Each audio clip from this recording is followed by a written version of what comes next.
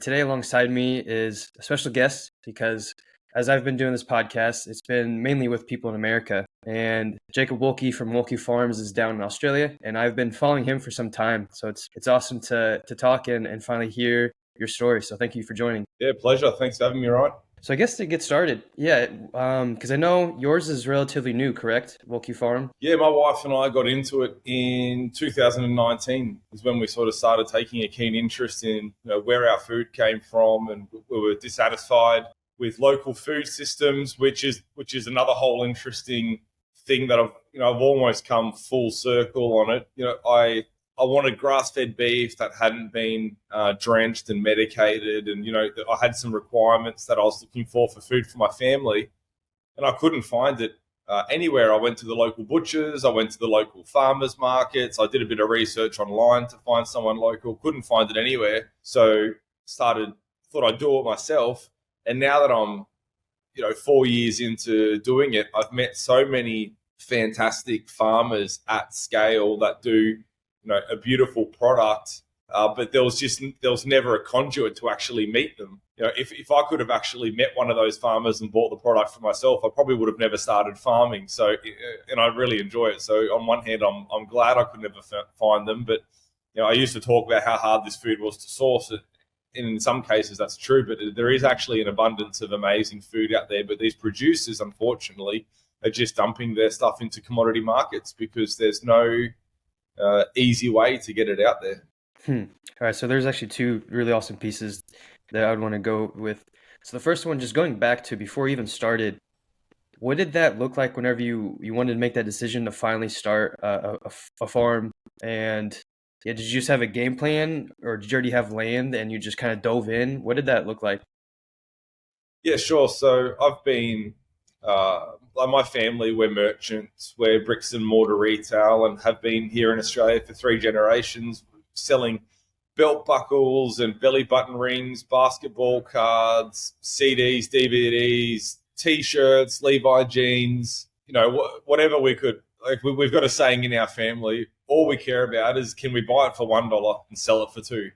We'll sell carpet. It doesn't matter.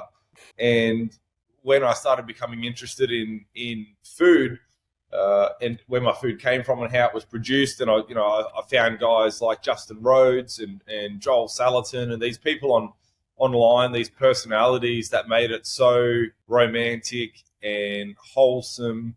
And not only was the actual food production side of it really important to me, but seeing those sorts of personalities and how they took their family along for the journey, and the sort of social impact that came out of that, I just thought this is Jacob, awesome. it's cutting out really bad. I want to be involved with that. And my father owns a 100-acre property just 10 minutes out of town, and it's more of a hobby block than anything in this part of the world. 100 acres is a postage stamp size of a property.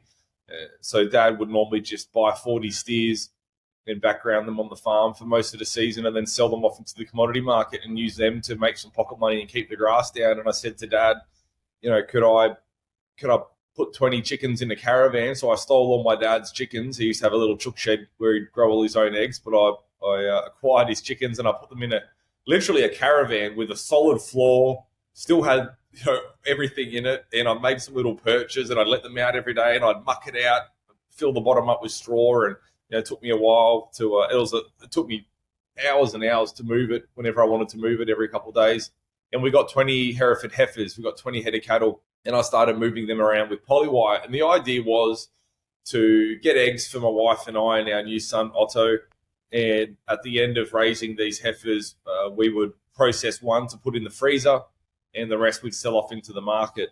And we processed one and gave some to friends and family, and people were like, "This is actually really great beef, Jake." And I thought, it didn't take me long to crunch the numbers and think, well, if I'm doing all this effort and doing one, I may as well do 2 and cover my costs and sell some to my friends. And the rest is history. I got really swept up in it. Like I said, we've been merchants for a long time, but there's something really engaging about actually producing and not just selling that I'm really enjoying. And it sort of got to the point now where arrogantly, it almost feels like a little bit of a calling, because I've met so many people in the last 4 years that have health issues that are being mitigated and healed and fixed and repaired because of their environment and their inputs. And a lot of those inputs are what I'm growing for them. It's a different feeling than selling someone a bicycle. I had one customer recently that during her pregnancy, she had violent morning sickness. I can't remember the phrase for it, but it was clinically diagnosed as this really violent morning sickness. And the only thing she could eat without violently throwing up was my beef raw. So she would come in start of the Wow. week and stock up her fridge with all my beef, and she'd go, she couldn't even eat it cooked. She had to eat my beef raw. And she's like, thank you so much for producing this, because without this, I'd just be vomiting all the time and I wouldn't be able to eat, and my baby wouldn't be growing properly. I've sold some bicycles to people that are happy about it, but it's a different thing. Yeah, and I'm sure, especially after those nights and days to where you're working extra hours, I mean, with just working on the farm, there's just so much unpredictability that happens that you have to take care of. And so I know in those moments, whenever you hear those stories, that it makes it all that much more worth it too. Yeah, definitely. And then I guess to continue on to that story too. So you started with the heifers and then adding in the chickens, because I know now you've got pigs, you've got a much larger operation. Yeah, if you could just go in the chronological order of how you got to where you're at now, because I also see that I think you're in your butcher shop too right now. Yeah, I'm in the butchery right now. So my family, I'm in partnership with my parents. We own a bicycle store in town here, and inside the bicycle shop is a cafe that's open 7 days a week and does the breakfast lunch menu, like a cooked breakfast. And when I was starting to sell a little bit of beef on the farm, or through the farm business, I thought, I could get some more chickens, because chickens just looked like a no-brainer. Watching Salatin and the rest of them, I thought I could go and get 1,000 chickens and lay all the eggs for our own cafe, and I'd have a customer that'd buy, I think we at that stage we're probably going through 7 or 8 boxes of eggs a week, which is a box is 15 dozen, 180 eggs. So we're going through maybe, you know, 800 eggs a week or something like that. So I built the next thing I did after those first few chickens and then the cattle was I built a big X-wing and filled it up with chooks and got my egg license, egg stamp. There's obviously all these regulatory hoops you have to jump through, which is the absolute worst part of the job. Started selling eggs, and interestingly, there's been so many local pasture-raised egg producers start and finish within the last 4 years. Like, they started after me, and they've already thrown the towel in because of it looks so easy on the back of an envelope. Buy a chicken for $20, feed it 40 grams of feed a day, which costs you 80 cents a kilo, or whatever it is, and you get an egg and you can sell it for $1. Like, it makes so much sense. It's so easy, and no one can do it long term. So I did the chickens, and then obviously we kept increasing cattle as needed. I bought a couple of pigs. I put two or three pigs in the dam paddock. We weren't rotating them. We weren't feeding them grain. We were just feeding them house scraps. I went to an orchard and crawled around on the floor with 4 wheelie bins and filled up the wheelie bins with all the rotten apples, and I brought them back and fed them to my pigs. And these pigs were just for home use, because we were eating a bit of pork at home. I was trying to learn how to cook a couple meals, so I thought, well, my wife's got a baby at home. I need to be able to do a chop a turn in and cook a meal if I need to. And I'm not a great cook. My wife's amazing. And I thought, I'm going to make pork belly my dish. And every time I cooked pork belly, we both felt crook. And we figured out we just figured out it wasn't the cooking, because I could cook other dishes and not poison us. But the pork gave us stomach cramps and indigestion, and we felt really bogged down afterwards. It wasn't like eating beef. We just felt really light and energized and ready to go. The pork really brought us down, and we raised these pigs in a pretty unsophisticated way, and we ate them, and we felt great afterwards. And we thought, this is when it really started clicking with me about different animal production systems, different breeds, different inputs. And so then we got into pigs. At the moment, I've got about 120 pigs on the farm right now. We're hoping to process somewhere between 300 and 350 pigs this calendar year. I got into sheep purely because the market bullied me into it. The sheep is very popular protein in Australia. and they're generally suited quite well to our climate. So just as I didn't want sheep, I didn't want to get into sheep, but I kept getting asked, when are you doing lamb? When are you doing lamb? And then I ran the economics on sheep, and I think sheep absolutely spank cattle on a balance sheet. So we got into sheep. We do bees. We've got about 25 beehives on the farm for honey. We raise broiler, meat chickens. They all sort of got added on and bolted on. So at the moment, we're leasing 3 different properties that are 100 acres each. The home farm is where we have all the pigs, all the broilers, all the layers, and one of our mobs of cattle and the flock of sheep. And then the 2 leased properties both have mobs of cattle that we're backgrounding. One's got cows that are gestating at the moment. Another one's got our weaners that we grow out for slaughter. And then my wife and I, we haven't announced this at all, so this will be an exclusive for your podcast, but we've just gone unconditional on a farm purchase, and we've purchased 150 acres, about half an hour north of Albury. So we'll be moving up there in about a month with our family. I've got 3 young kids now, under 6, and we'll be moving up there because at the moment, we lease all these properties, but we live in town. So I'm going to go up there and get some more cattle, get some more sheep, and scale the business a bit further. So you've really expanded this farm, and you mentioned how there were a lot of folks that started after you started and already stopped. What were the things that you did differently, or was it just a mental shift? Because I know also on your website you've had the 5 pillars of Wolki Farm. I didn't know if, just having that certain system in place, what were the differences that you think? Look, I think the main difference as to why people have quit before we have comes down to 2 things. One's resource access. I think people have come in on a shoestring budget and realized that it doesn't matter really what your business is, but you need capital, you need equity, you need cash flow. Any business, you can't really start from nothing. You're not going to pull a salary out of a business to pay yourself keep for a business you're starting with nothing with. So I've probably come in a little bit. I wasn't as naive in that sense, having been in business for a while, and I underestimated how much I'd have to put in. I never thought I'd have to buy a butchery. When I started the farm business, I put about $100,000 into it, and I bought my first few cattle and a few pigs and a built-in eggmobile, and I got a silo and I bought a buggy, and I was about $100,000 in, and the farm was ticking along just fine. On the small scale it wasn't having to produce an income for me because I've got other businesses in town paying my way. But I was able to employ staff and get going. And then very, very soon it was apparent that the absolute bottleneck was processing, actually getting my animals butchered. Because here in Australia, you send your animal off to a state-certified abattoir for slaughter, but the slaughterhouses don't do any cut-up for you. It has to come back to a local butcher, local boning room, and they do your cut-up for you. And the butchers that I was using, 1 body of beef a month, and they didn't want to do any more than that.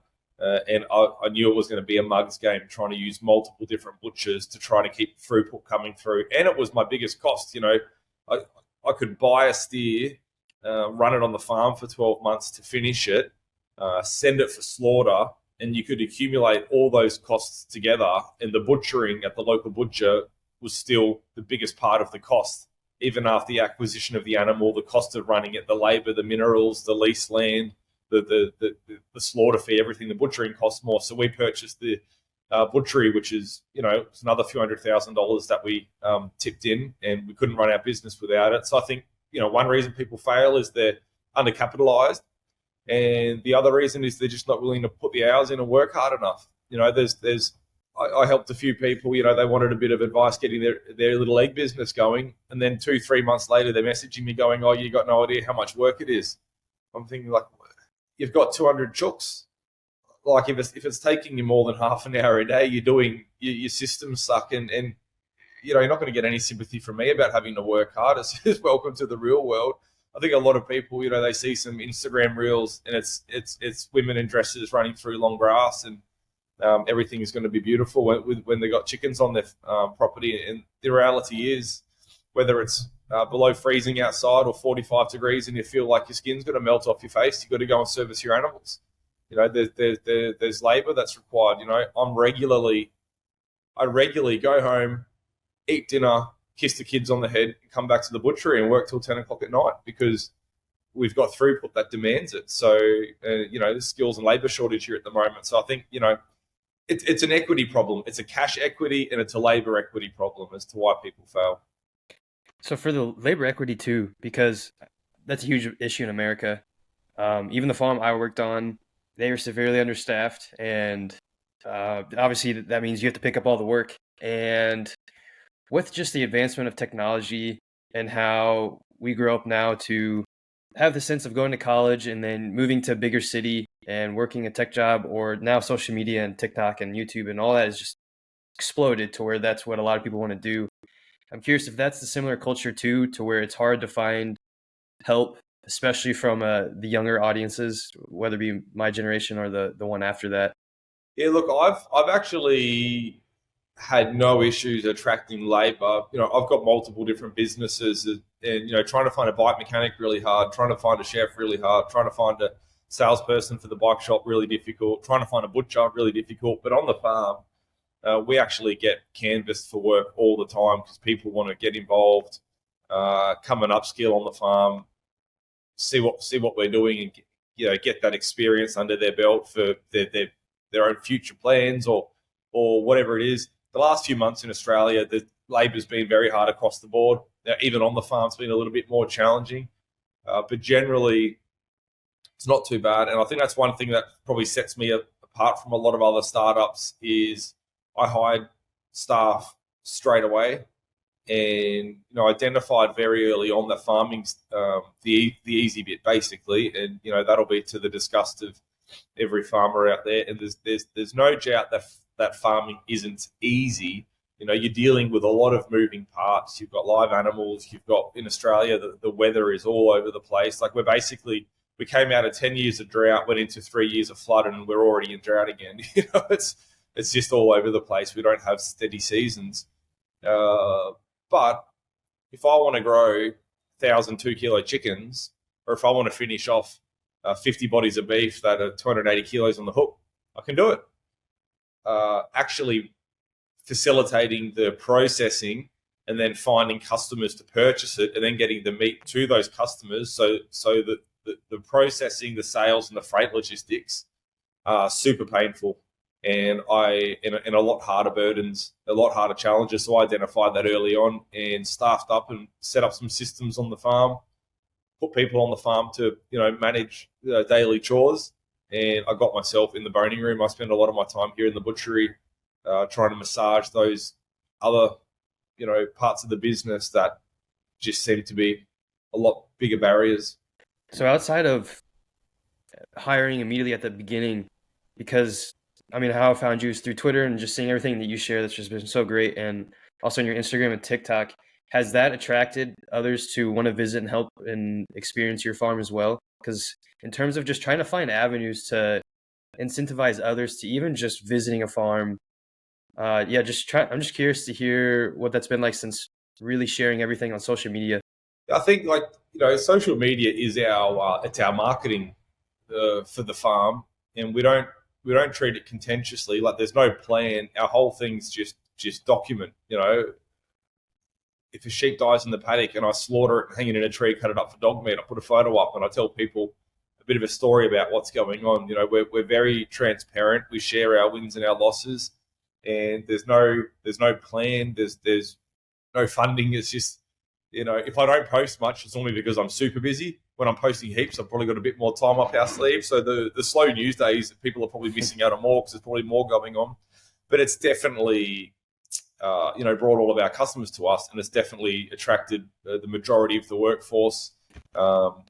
We have some people on the farm now and then that come along for work experience, and they all find me through social media. I've actually been blown away with Twitter because I only started tweeting about a year ago, just when Elon purchased it. I never was on Twitter at all. And then Elon bought it, and I thought, I've got to be involved now because he's a good dude. I want to get in his corner.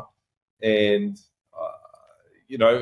prior to that, my other social medias for the farm, Instagram, Facebook, had 3 years of history on them, and Twitter overtook all the followers in a few months, which was and the actual connection part of Twitter has really blown me away, networking with people. But yeah, it's super important for what we do because we don't have the budget or the sophistication to launch media campaigns and all these sorts of things. So just being able to reach people directly through sharing our stories, vital.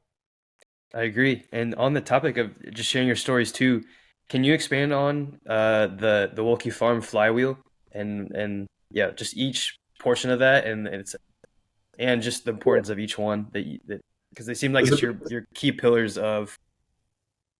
yeah, Oh, that's go right. ahead. There's a bit of a story behind this, but people can find the story in any other podcast, and it's a bit long-winded, so I won't drag it all up again. But essentially, I was nominated for Young Business Leader of the Year a few years ago, and before I had the farm business, when I was just a bike shop, and I entered myself, and I didn't win, and the reason I didn't win was because they said my mission statement, my business statement for the shop wasn't strong enough, and we didn't have a business statement because we sell bikes. There's no, there's no altruistic, environmental, community conscience. Like we're just trying to make money selling bikes.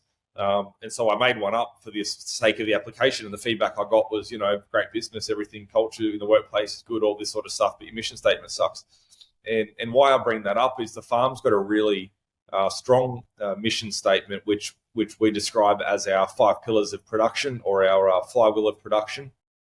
And it wasn't, the analogy I'm trying to give, I guess, is it wasn't created, it wasn't contrived. We didn't sit down and go, rightio, Wolki Farm needs a mission statement, so everyone put their thinking cap on. It has to appeal to this type of consumer, and it has to be marketable. Like, this literally just came out of hours in the paddock, labouring with my farm hands, things going wrong, and then staff needing to be able to self-author how they handle those circumstances without, like, I don't like my phone ringing with my staff calling me every 15 minutes asking for permission or guidance on medial tasks, which used to be my life. I remember being in Taiwan at a trade show for the bike shop many years ago, and I got a phone call from my manager that a customer wanted to return a pair of cycling gloves, $35 gloves, because the stitching had pulled, but it was, they'd owned them over a month and they were clearly used. And I'm like, why am I being bothered about a glove exchange? Like, just fix the customer. Yeah. Like, so, and I didn't want, our lease blocks, some of them are out of phone reception. So if they go down there and there's a cow stuck in a fence, or there's a cow on the road, or there's a cow with a stuck calf, or whatever it might be, they need to know intimately the values of the farm, so that they can, execute what needs to happen without having to drive half an hour back to reception to ask me permission or ask me guidance. So with that long-winded intro, the 5 pillars of production, we call it a flywheel because I believe they all feed into each other, and the farm gains momentum out of it. The first one's animal welfare. So if there's something wrong on the farm and the staff need to make a decision, the very first thing they need to take into context is the welfare of the animal. So don't think about Jake's bottom line. Don't think about, if I do this in this situation, how's that going to affect the meat later on down the track? Don't think about the environment. It's not the environment at the moment. We've got an animal that's suffering or in trouble, or on the road or whatever. So think about the welfare of the environment. And for us, welfare, people have this idea that, they're giving great welfare to their pet dog because they keep a big bowl of kibble filled up all the time, and the poor dog's diabetic, morbidly obese, walking around with its stomach dragging on the ground because it's so fat from eating these, ultra processed carbohydrate based kibbles. And these people are thinking that they're showing all this love to their dog by indulging its gluttony. And it's just simply not welfare. They're not respecting the nature of the animal. So welfare for us is species appropriate. So you need to take into account what the animal is, where it came from, and where is it now. So an example of that, let's say pigs. Pigs are forest-dwelling animals from Europe. And so cooler climate, heaps of shade, omnivorous, social. But our pig production in the West, they're in sheds. They only ever see sunshine and fresh air the day they're on the truck when they're going to slaughter, the very last day of their life. They've got their teeth ground out. They've got their tails cut off because they're so bored and understimulated that they'll eat each other. If they're kept intact like that, there's no natural matings. It's all artificial insemination. They're not social across age groups. They're just social in their uniform lots.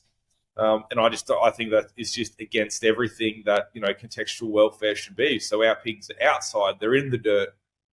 They're wallowing. They're rooting around in the soil. There's different age groups mixed together. All these sorts of things. But then we also have to think about where they come from. They came from a cooler climate with lots of shade. So we build structures. We plant trees. We put out sprinklers for them on hot days to try to mitigate that. So when we say animal welfare, it's about what is the animal's natural expression, where did it come from, where is it now, and understanding that umbrella, doing the best you can to meet that animal's needs. The second one is environmental backbone. And so we do actually really care about our environment. We are environmentalists. We love the outdoors. The fertility in the soil is our bank balance. It's our next season's protein, and we need to do everything we can to jealously guard the assets of our farm.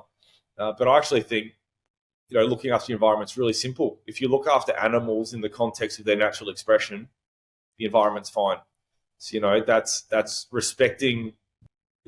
One great example is having ruminant herbivores on your farm that are moving in their grazing cells all the time, whether you want to call it regenerative grazing or cell grazing or holistic plant grazing, whatever you want, mimicking migratory patterns, which these animals have been doing forever, versus a feedlot where they're eating corn.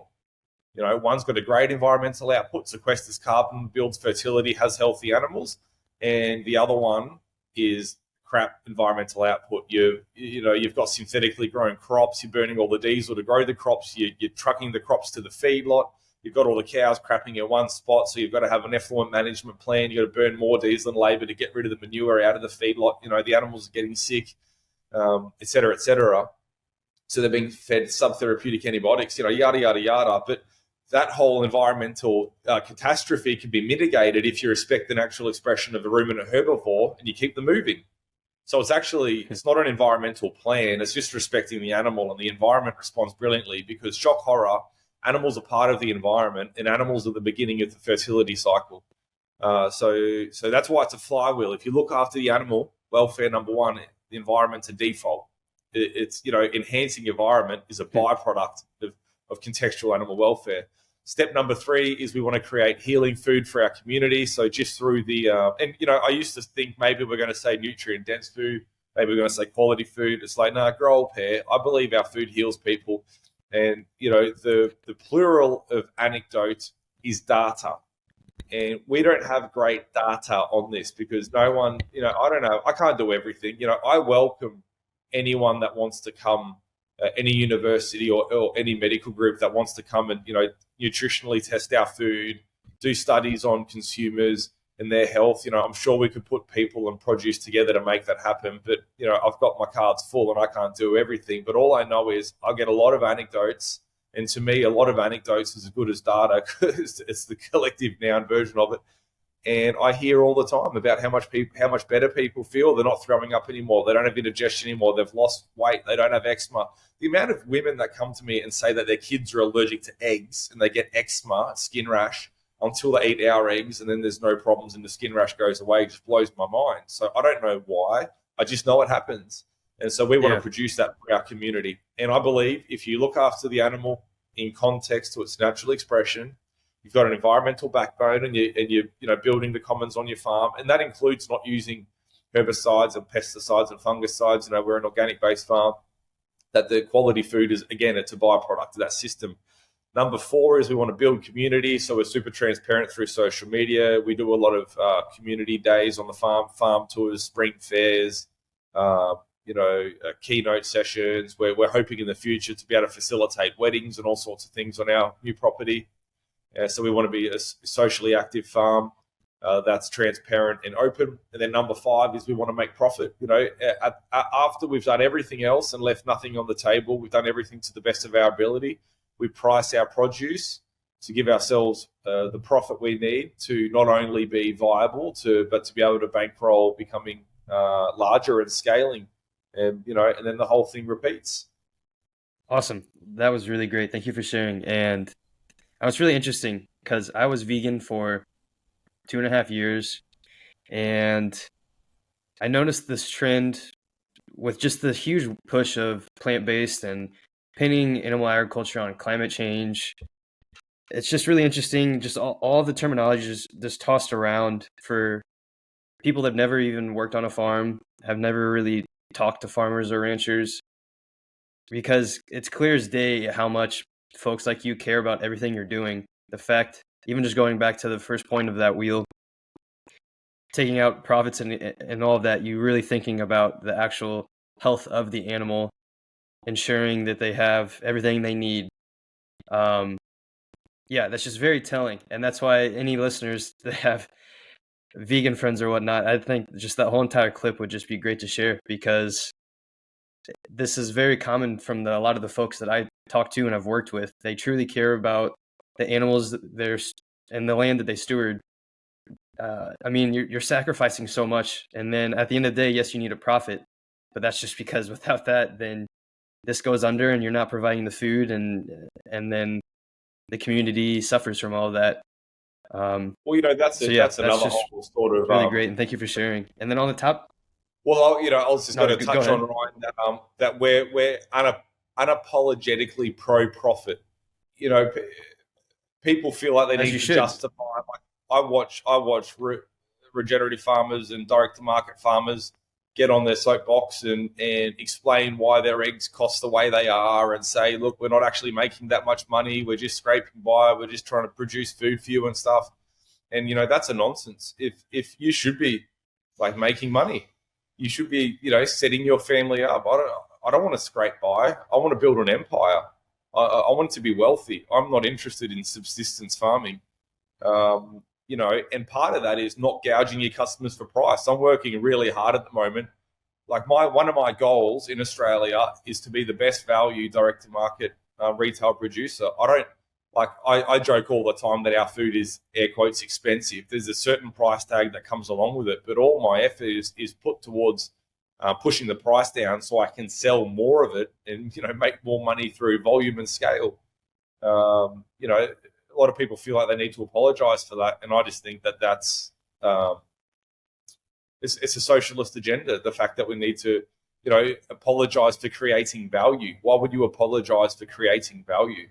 Especially whenever, again, it goes back to we die without food. So this is the most important aspect of civilization, essentially. But on the topic, because you were mentioning to just direct to market, but then also how going back to searching for grass fed, and you realized a lot of them were just going with the commodities market. So I guess, can you just shed light upon just the commodities market and why a lot of those farms were doing that versus what you're doing, and the direct to market, and the challenges that you face with all of that? Yeah, well, there's heaps of reasons why, Ryan. Pick your poison, really. Like, a lot of farmers sell into the commodity market because it's there, because they've always been doing it, because they might have 500 weaner calves for their season, and that's their crop, and they can just get rid of them on one day and not have to worry about it again. Trying to direct market that amount of produce is a huge undertaking. They would need their own boning room. They need multiple butchers, and I encourage these people to have a look at it.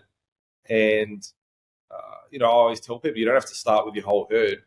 Just set yourself a goal to do 5 this year. But the reality is, for a farmer who was, let's say they're producing 500 weaner calves a year, the effort to put into direct marketing 5 of them would be a huge amount of effort compared to the ROI. Like, it'd be a real labor of love, and I'll defend that. I think it's worth it if you can do 5 the first year, learn a few lessons, do 25 the next year, and 50 the next year, and grow into that enterprise. I think over time you're building real resiliency into your business. But a lot of these people don't want to deal with the public. That's why they're farmers. They want to be out in the paddock with the cattle. Maybe they don't have the capital. They don't have the time. They don't see the value in it. So the industry, for better or worse, is set up how it is, and a lot of people just don't have the inclination to go against it. But At the same time, they're very happy to complain when the market crashes. Last year in Australia was record all-time highs. The price of beef and lamb over the hook was extraordinarily high. I recall many farms saying we're being paid too much. This isn't sustainable. We shouldn't be getting this much for our beef. We shouldn't be getting this much for our lamb. And now, 12 months later, things are literally worthless. People are shooting and burying animals on their farm because they're not even worth trucking them to the ABS. They will sell them at the ABS, abattoir, or the marketplace, and the cost of trucking them to the yards will outweigh the return that they will get. So it's cheaper to shoot them on the farm and pile them up. And that's not true for all animals, but if you're going to sell an old mutton or a ram lamb or a store cow or something, that's not a prime animal, they're worthless because the market's flooded. It's an oversupply problem because of the drought setting in and some other policy changes here in Australia.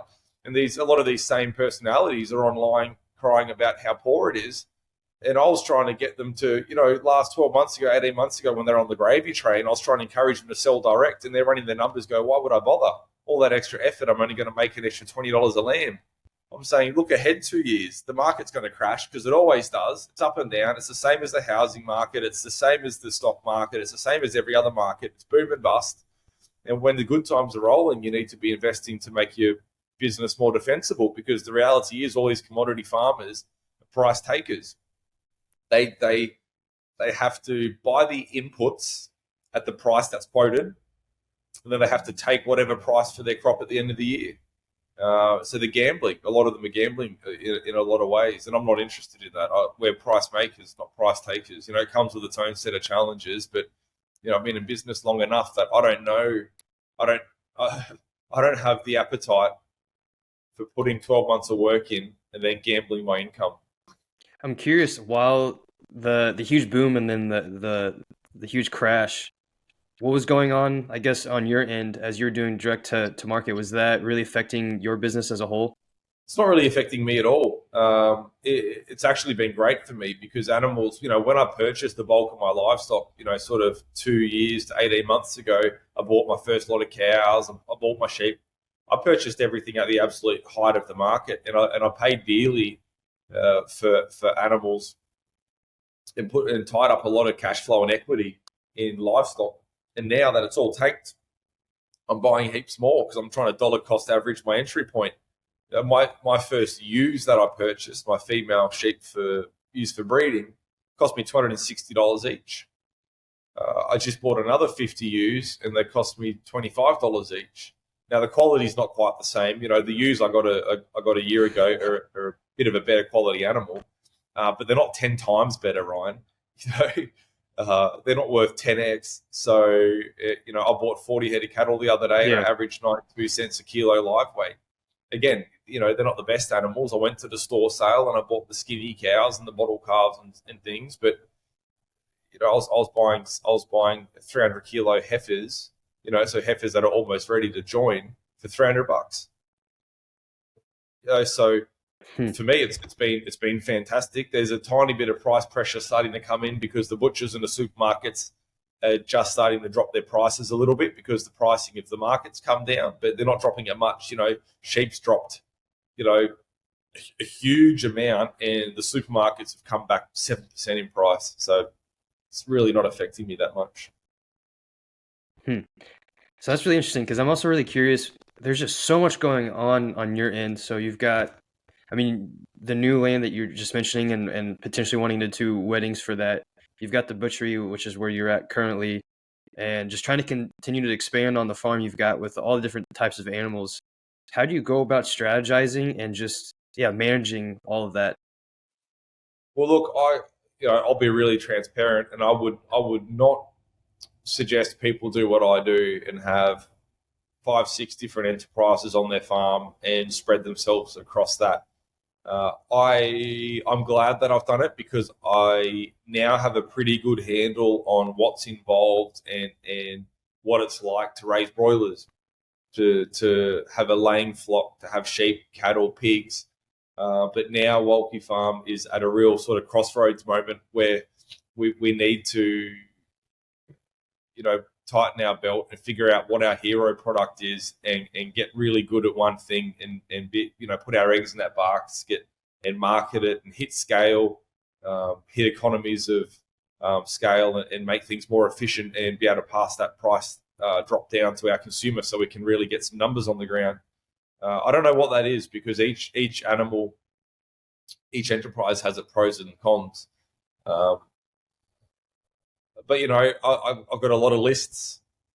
I've got a lot of checklists. I've got a pretty tight schedule. We run a Slack group where on our Slack page for all our staff are in it, all the farm hands and the butchers and my wife and I, and our web developer, and everyone's in the Slack group. Each enterprise and each property has its own channel, and there's constant communication. Like, I'm always asking my staff to overshare with me. I would rather have too much information at my fingertips than not enough. But it's for most people where they're at, the resources they have, the appetite for workload they have. I would think a hero product. Make broilers your hero product. Make beef your hero product, whatever it is, and then have a value add hero product. So let's say beef is your hero product. Have a value add hero product. So do your rendered tallow, and then have a secondary product. Do your broilers or do your eggs that you can direct market to your beef customers, and have that as a supplementary. Having all four. I love having everything on the farm, and part of the reason we do it is because we eat it ourselves. We want this for our family and our community. I don't think it's the right thing for most people. I don't think people can handle it. It's kind of a little transition, but on the topic just of family, and I know you said you have 3 little ones. What's just been that experience been like raising a family on a farm? Because did you grow up on a farm? I didn't. No, I grew up in town. My parents purchased that 110-acre property when I was about 15, and by the time they had a house in it, I moved out there and I lived with them for sort of 3 or 4 years. But I wasn't really present at home. I had my license, and I had a van, so I'd sleep in my van in my mate's driveway, and sleep out at the river, and just cruise around a lot. And if Dad ever wanted help putting animals into the yards or something, I begrudge it, and I thought it was I was happy to help my father, but it wasn't the work I picked for myself. I had no interest in that, so didn't really have that experience, and still don't to a degree. Like, I spend a lot of time on the farm farming, but I still live in town with my children. We haven't had the opportunity to actually raise our kids, which is a month away. Today's October 27th. We settle on November 27th, and our family's going to be out there. And my eldest will remember town life. He's 6, Otto, but my youngest 2 won't. Everything they'll know will be farm life, which I'm excited about. I've always wanted kids ever since high school. I wanted kids, and I knew I wanted a bunch of kids. And I'd think about how I would raise my children and what my family would be like, and how we would all sit at the dinner table and have dinner together without the TV on, and we'd talk with each other, and we'd say grace for our meals. And it wasn't till later on in life that I realized that wasn't really a normal thing for teenage boys to be thinking about. I spent more time thinking about my future kids than my future wife. I'm very family centric, and I love breeding, and I want to have heaps of kids. God willing, whatever my wife can handle. It's a bit of an awkward thing to talk about, because my wife gets a bit embarrassed like when I talk like this. But it's a huge undertaking for women. They are sacrificing their body and their health and their time and their mobility and their self, and raising these children. And it's just the most beautiful gift. And she's given me 3, and I'm eternally grateful. And if that's it, that's fine. If I get another 5, I'd be absolutely stoked. That's funny, but that's also a great point about the dinner table, because the farm I was on, every day for lunch, one of the farm hands would go in and cook lunch for everybody, and then for dinner, it was usually the wife, and then we'd all be at the dinner table. I just remember the first night I was there, and no TV, no technology. The kids are running around arguing, just mess is going on, but we're still having that awesome conversation. And I reflected, and that was the first time I experienced that in probably 10 plus years, and how valuable that is. And so I can only imagine once you're actually on the farm with your family in the next month, just moving forward with all that. It's so awesome. And we've really lost that, especially with technology and just I mean, in America, it's also just very hard to have family together at dinner table now because of cost of living and jobs and all of that jazz. So it's definitely, I guess, a lost art per se, besides on the farm.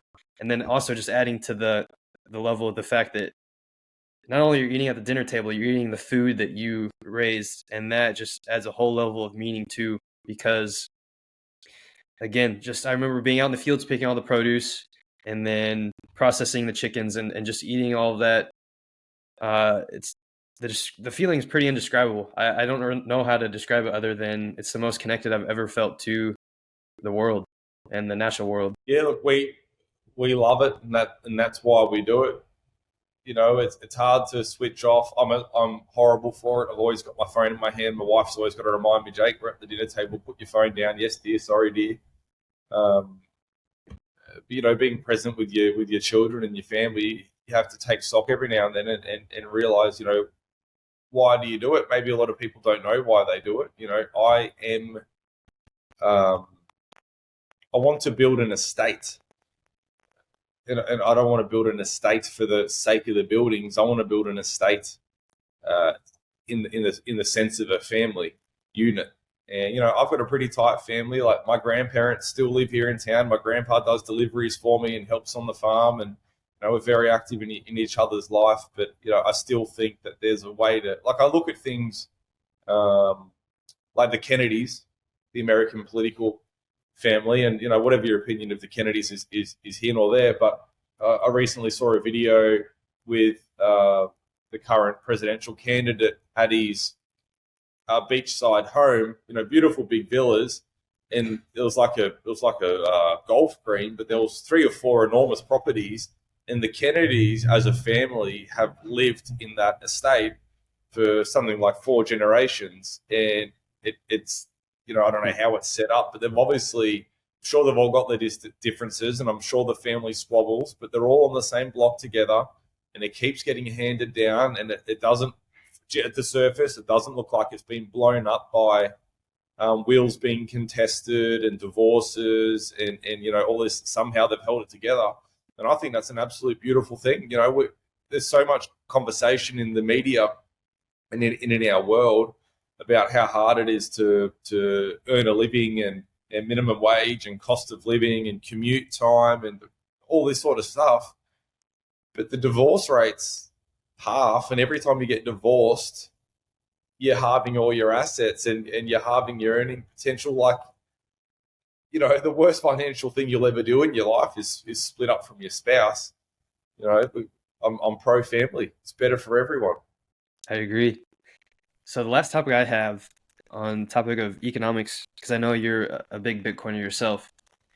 I was curious, yeah, what was the catalyst to you being all in for Bitcoin, and especially because I know you accept that for your business, and that's a huge leap because rather than accepting fiat, um, yeah, this is just brand new technology, and you're accepting that for your business. So I was curious to just hear more on that.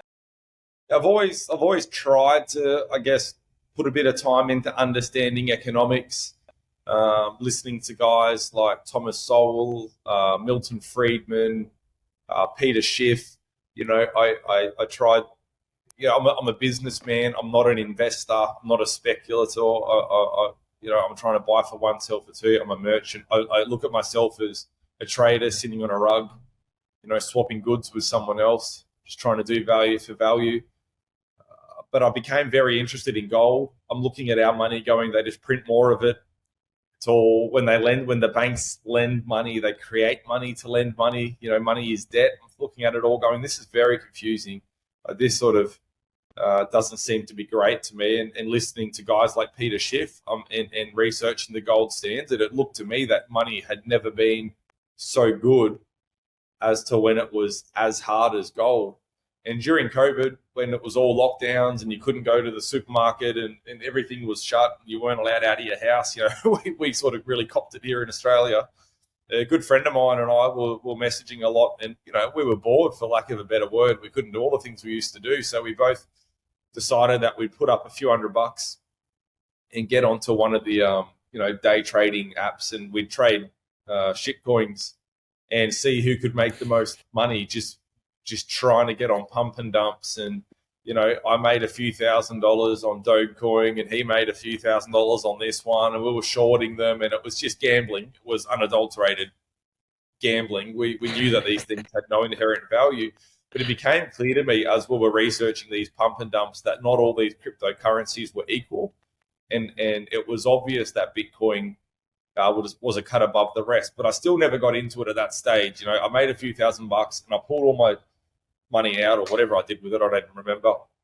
And then a few months later, in the butchery here, I was doing a job custom processing for a guy out of Melbourne, and I was packing his orders for him, and one of the columns had payment type, and it was fiat, Bitcoin, trade, whatever, BTC. And I called him, and I'm like, "Are you accepting Bitcoin for some of this meat?" He said, "Yeah, absolutely. Like, that's what we're trying to do. We're trying to set up a direct to consumer Bitcoin model." I'm like, "Tell me more about it." And that was my orange pilling. We had this 40-minute conversation, and I got off the phone with more questions than I'd previously had, because it's not easy to explain to people. You got to mine the blocks. You got nodes. You got Sats, which are a part of a Bitcoin. You've got the Lightning Network. There's so much going on, but I knew there was something in it, and it made a lot of sense to me. And I went off and listened to some podcasts and tried to get educated. But I just thought, I've got to be involved in this. And when I started getting involved, the Bitcoin community and the people that are in it, are a standout to me. I love the crowd. I love the technology, but I love the people.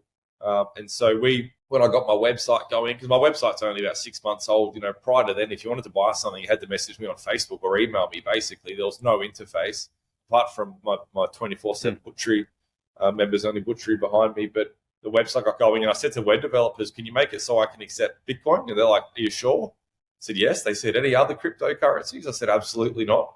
Just Bitcoin, thank you." And we plugged it in. So I get multiple orders a week where you can just go on my website, wolkifarm.com.au, go to the order now page, add a 10-kilo beef box for $300, whatever it is, to your shopping cart, $400, and on the exit you can select fiat or Bitcoin, and then the QR code comes up, and you send it through on chain, and that's that.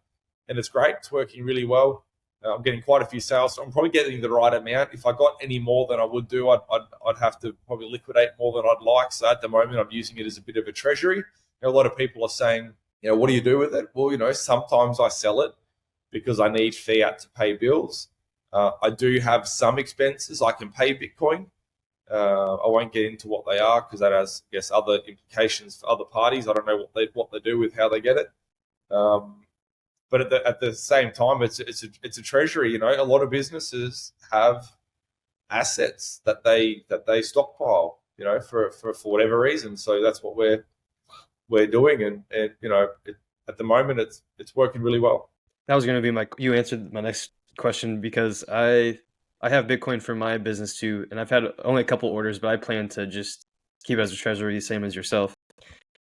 With that being said, I guess before we wrap it all up, is there any last comments or any topics that you would like to talk about? Look, I think we've covered all the fun stuff. All the fun stuff, really. Did animal welfare, we did economics. Parting words is we buy the future we deserve. Vote with your dollar. I like that a lot. One of the things people talk about it, and I think we'll be preaching to the converted with your podcast, Ryan, but I come up against all the time the cost of eating a high protein, organic meat diet. And my son and I were in Sydney the other day. Went up to Sydney to visit Dr. Jalal Khan. Otto's getting some mouth work done, and we got up and we had breakfast, and we had 2 soft-boiled eggs each, and we were full for breakfast. And we came home, and if you bought my eggs are top of the tree. You can barely find eggs more expensive than mine here in Australia. They're $12 a dozen. Maybe you'll get some biodynamic certified, whatever, for $13.50 or something. My eggs are right up there. And 2 eggs for breakfast each was $4. Who's complaining about a $4 breakfast to feed 2 people, get you through to lunchtime? I hear people complaining about the cost of eggs in the supermarket, but the drive-through at McDonald's, which is open 24/7, is always backed up around the block. What's a I don't know what a McMuffin with a hash brown's worth in the morning, but I guarantee you it's more than $2. Agreed. And it always goes back to just the conversation of, I mean, this is why I love Bitcoin. It forces you to think long term. I mean, it just completely changes the time preference because you might be buying the cheaper quality food, but you're not thinking long term of just the consequences that you could potentially be facing from making those decisions. Because then you still might feel like crap, and then you have to go to the doctor, and then they obviously just band-aid everything, and those come at a cost rather than really thinking about your health and what you're eating and paying up front, because it is more expensive to buy these products, but it's more nutrient dense, going back to that, and then it literally makes you feel better, and in the long run you'll be much more healthy, so you're not paying for these extra costs. Yeah, it's always just how we view all of this. Well, you're absolutely right. You know, you're investing in your future health. You're trying to protect yourself from medical expenses, time sick on the couch, premature death, disease, all this sort of stuff. But you know, I don't even think for 90% of the population we even need to get to that point of the argument. The fact that all the bars and all the clubs have people spilling out of them, they're so full, and they're selling cocktails for $23 a piece, and then people complain about the price of grass-fed beef. You know, it's just an absolute nonsense. You could buy a day's worth of protein for the price of one cocktail. You know, people spend $300 on a pair of designer jeans, and they've already got degenerate holes ripped in the knees. You know, like Yeah. my wife was recently the bridesmaid, one of the bridesmaids to my sister. My sister got married 2 weeks ago. So she went and got her nails. All the bridesmaids had to go and get their fingers and their nails done as a group, so they all matched, right? It's the first time my wife's ever gone and got her nails done. $85 to get her fingers and her nails done.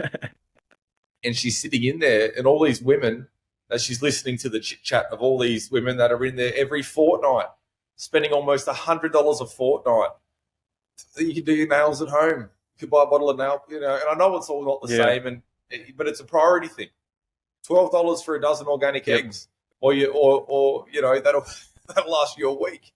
It's just beyond belief. Like, our priorities are completely stuffed, and you know, I've got a lot of customers that make enormous sacrifices within their families to keep my protein in their fridge and freezer, and I'm extremely grateful, and I'm very proud of them for priorities they have in their life. And when I see that, you know, I go out of my way to offer combos and bulk discounts and different things to these families, because I know, you know, how much they value it. So it makes me more motivated to, you know, help make it accessible for them.